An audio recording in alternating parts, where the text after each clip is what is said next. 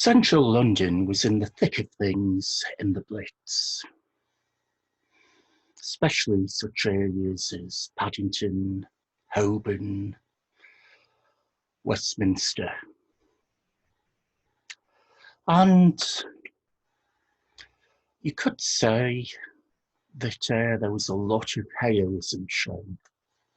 However, the start of the war, perhaps the most noticeable thing was the evacuation of not only children, but also hospitals from the city. It was conventional wisdom that the bomber would always win through. London was divided up into 10 sectors under the Emergency Medical Services, which was set up in 1938 in order to provide healthcare for military casualties and air raid victims. There were 10 sectors, each of them wedge-shaped, extending from a London hospital at its apex out into the countryside. The London Teaching Hospital acted as a casualty clearing station, where casualties would be taken, given first aid, and then moved from the hospital in a fleet of ambulances or Green Line coaches out to the sector hospitals in the country for further treatment. Sector 3 was run jointly by St Bartholomew's and the Royal Free Hospital. Sector 4 by University College Hospital and Charing Cross Hospital. The Middlesex had sole control of Sector 5. Well, in those early days, a lot of the medical students, before being evacuated themselves, would keep themselves busy filling sandbags to turn the London teaching hospitals into what amounted to fortresses. Even women students at the London School of Medicine for Women, the Royal Free Hospital, then in Gray's Inn Road, spent their days filling sandbags. Children and pregnant women were evacuated, but many of them felt uncomfortable in the unfamiliar surroundings of the countryside. It was just too quiet. And many of them returned to London during the months of the phony war. The problem was child welfare clinics, a school medical service, and maternity services had all been closed because it wasn't thought that they would be needed. For many of the doctors, nurses, and medical students about to leave London, it seemed that we did not know whether we should ever see the familiar surroundings again. We who remained looked upon ourselves as a doomed garrison. In those early days of the war, there was a fear of not only imminent air raids, the bomber will always win through, as Baldwin had said before the war, but also of gas attacks. Gas warfare was a new feature of the First World War. And in the early days of the war, the gas mask was a ubiquitous fashion accessory carried by everyone. George Formby, though, did what he could with his gas mask, and in a popular song found alternative uses, including as a children's potty. Meanwhile, the public were filled with warnings of what a gas attack would mean.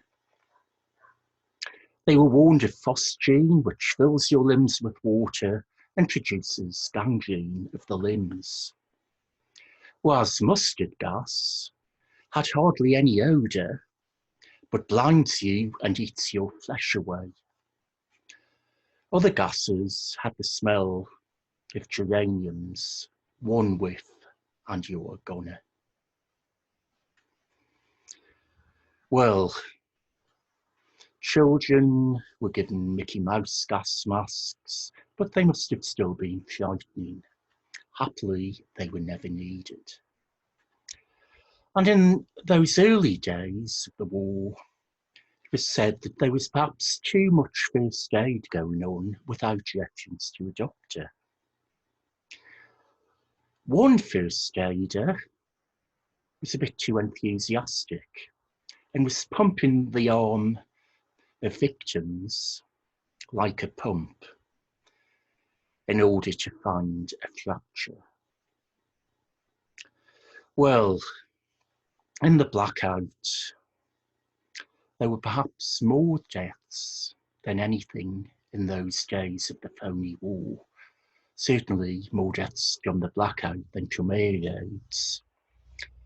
Indeed, the first casualty of the war on the home front was a London policeman who trimmed up a drain pipe outside a doctor's house in Harley Street, where there was a light shown.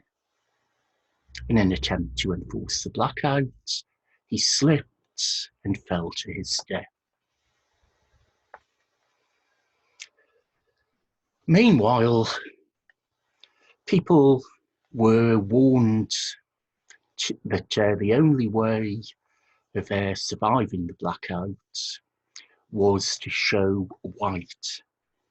The National Road Safety Campaign urged that a splash of white can save your life. Dapper, debonair men would tuck a white handkerchief into their breast pockets. Many fashionable women would wear corsage of white flowers. It was a case of using ingenuity, but that was the early days of the war, the phony war.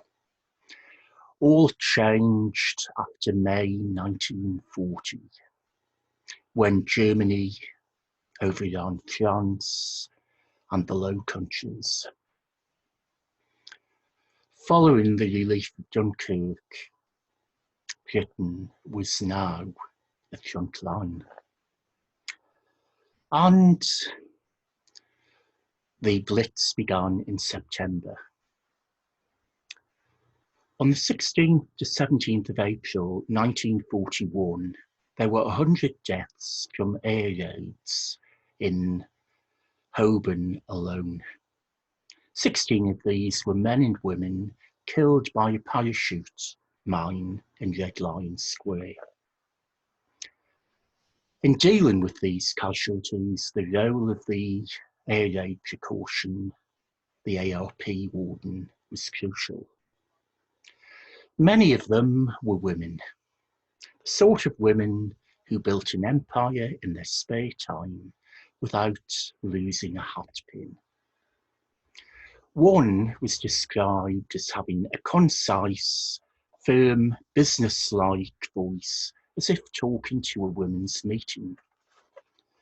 She sounds quite overpowering, but that air of authority must have given many victims a sense of confidence. The underground tube stations became the shelters of choice for many Londoners. Although at first the government had been hostile to the idea that they should be so used in case people spent all their time underground. But the air raid shelters, many of them kitted out with bunks, such as Hampstead and Swiss Cottage underground shelters, they soon became grossly overcrowded and were described as being like watching posts for disease. The journalist Richard Calder described the fetid atmosphere like germ incubation rooms of a bacteriology laboratory. Colin Perry, an 18-year-old clerk, the boy in the Blitz, as he called himself in his diary, tried the hardest he could to avoid these tunnels of disease. The London Transport Board in 1941 complained that the pails being used for urination were being tipped over and were damaging the electric cables. They could have been equally damaging to the health of the shelters. And at Hampstead and Belsize Park, a store of blankets for issue to shelterers in the tubes was found to be infested with vermin, and there was nothing they could do about it.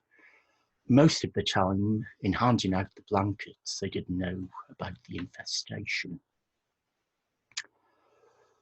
In such conditions, with overcrowding in the shelters, damaged houses that were repaired to the bare minimum of standards, it is no wonder that there was a lot of minor illness. In 1943, it was said that the vast loss of hours from influenza and the common cold was equal to the loss of 3,500 tanks, 1,000 bombers, and 1 million rifles, just in 1 year alone. And also, very much, people were also feeling hungry. The food ration was meagre. 2 ounces of butter, 8 ounces of sugar, 4 ounces of bacon, 2 ounces of lard, 2 ounces of cheese, 2 ounces of tea, 1 shilling twopence worth of meat a week. You could get 1 egg a week, but later in the war, this was reduced to 1 a fortnight. It could be supplemented by a packet of dried egg. You could get 1 of those a month. And milk was available to the quantity of 3 pints a week, though at times this was reduced to 2 per person. For those with a sweet tooth, there were 2 ounces in the sweet ration every month. Certainly, it kept people feeling unhappy, though there was a lot of advice on how to eke out the rations using such things as vegetables. Such advice was given over the radio by the popular entertainers Gert and Daisy. Much more serious advice was given by the radio doctor Charles Hill. Clothing was also strictly rationed. A man would be given enough ration coupons to replace the clothing he wore, but only over 2 years. That included shoes, socks, underwear, shirt, suit, and hat. A coat would cost even more. For women, clothes rationing was especially irksome, and make, do and mend was the answer to all of that. Some of them even raided their husbands' pre-war wardrobes and turned their suits and shirts into women's clothing and children's clothing. I wonder what their husbands thought when they came back from the war in 1945 onwards, looking forward to getting out of uniform and to wearing civilian clothes again, only to find that they no longer had their pre-war suits. The demob suits were less smart and less comfortable, but people did whatever they could. American servicemen arriving in the United Kingdom from 1942 onwards were warned of the severe shortages amongst the civilian population. For example, it was said that soap was now so scarce that girls in the factories cannot get the grease out of their hair. It was very much a case of do what you could to keep fit and healthy. School children and babies were given extra allocations of orange juice and cod liver oil to try and keep them healthy. After all, the next generation was who we were fighting for. And even in such bastions of conservatism as the Inns of Court were their attempts to keep things going. Barristers at Lincoln's Inn Fields turned their basement shelter into a makeshift gymnasium. And men in very formal business suits could be seen doing their exercises before the all clear meant they could return to their offices or return to court. Well, very much in any time of difficulty, it's important to keep healthy, keep morale up. Well, beer was rationed during the Second World War. But I hope when this is all over, we can meet again and you can buy me a beer. In the words of Colonel Chinstrap from the popular radio show Itmar, if offered a beer, my answer is, I don't mind if I do.